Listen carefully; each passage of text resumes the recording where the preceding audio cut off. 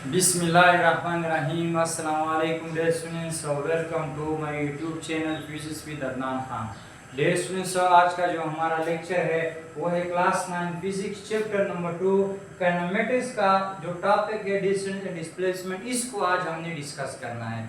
Dear students, आज का जो ये टॉपिक है ये बहुत ही इंपॉर्टेंट है, स्पेशली शॉर्ट क्वेश्चन के हवाले से ये काफ़ी इंपॉर्टेंट है। और शॉर्ट क्वेश्चन जो है कैसे मतलब है बोर्ड में इसके हवाले से क्वेश्चन आता है।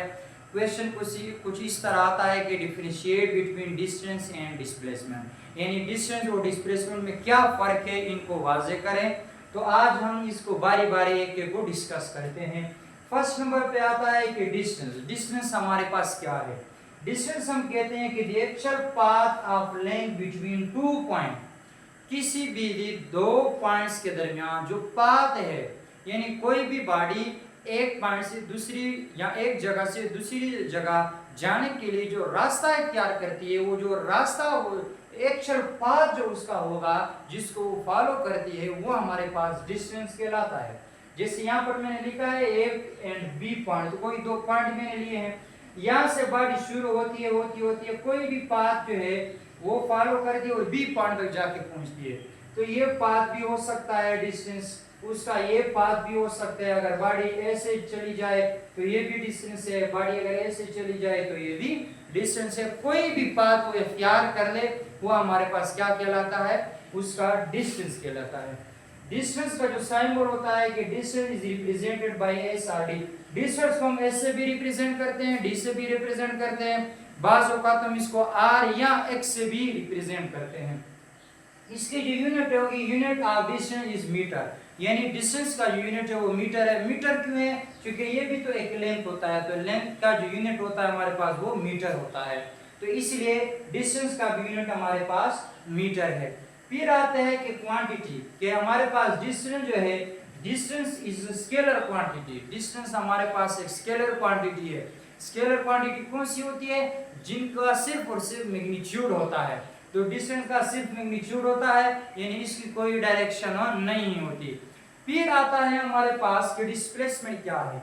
ठीक है, डिस्प्लेसमेंट हम किससे कहते हैं? डिस्प्लेसमेंट हम कहते हैं कि the shortest distance between two points, किसी भी दो पॉइंट्स के दरमियान जो शॉर्ट फासला, जो शॉर्ट रास्ता होता है, वो हमारे पास डिस्प्लेसमेंट कहलाता है।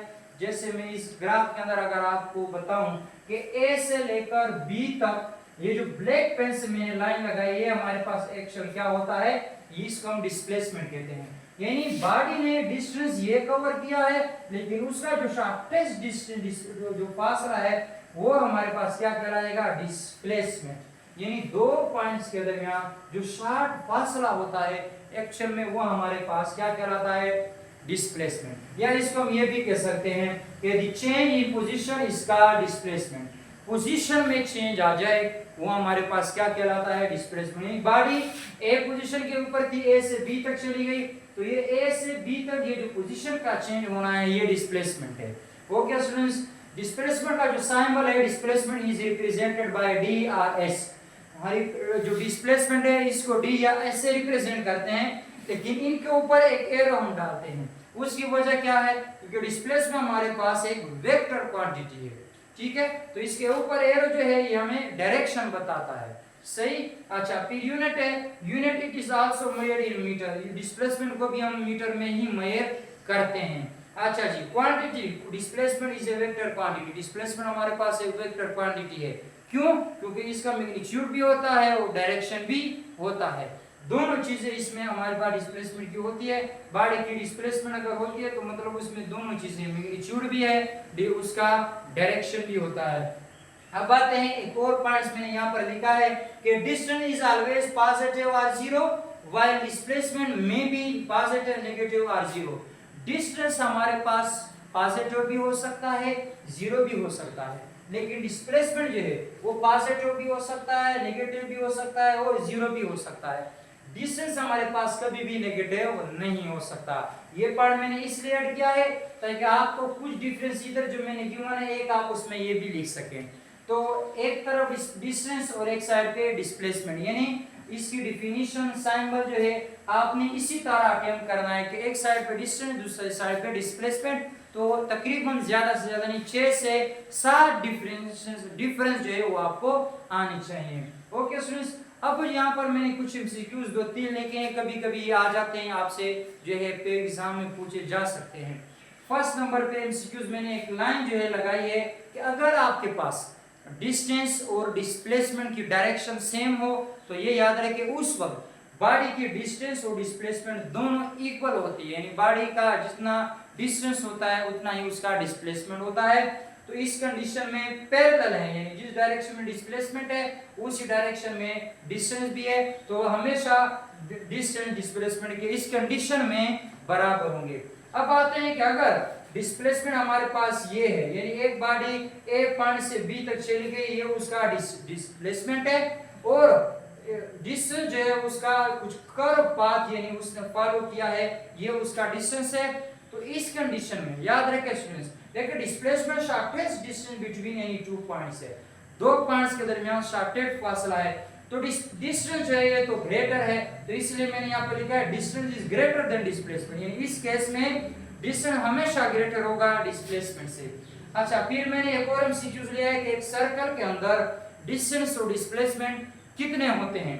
तो याद रखें एक सर्कल के अंदर अगर बॉडी एक पॉइंट से स्टार्ट होती है दोबारा इस पॉइंट के ऊपर आती है, यानी पूरा एक चक्कर एक सर्कल जो है स्फीयर की फॉर्म में कवर करती है, तो उस वक्त इसकी जो डिस्प्लेसमेंट होगी वो हमेशा जीरो के बराबर होगी। जीरो क्यों?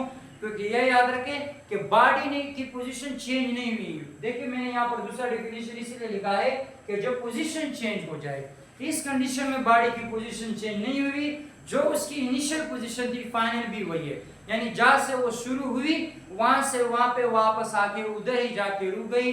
तो ये हमारे पास इस कंडीशन में हम कहते हैं डिस्प्लेसमेंट जीरो है, लेकिन डिस्टेंस जीरो नहीं होगा।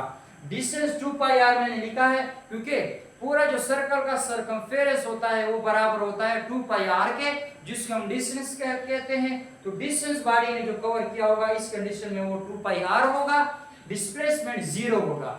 फिर इसी तरह अगर हम हाफ साइकिल सेमी साइकिल के अंदर देखें तो इसमें डिस्टेंस डिस्प्लेसमेंट कितना होगा, देखें वही बात है, the shortest distance between any two points, यानी जो हमारे पास सर्कल के एक पॉइंट से दूसरे पॉइंट तक जो शॉर्टेस्ट फासला है वो डिस्प्लेसमेंट होगा।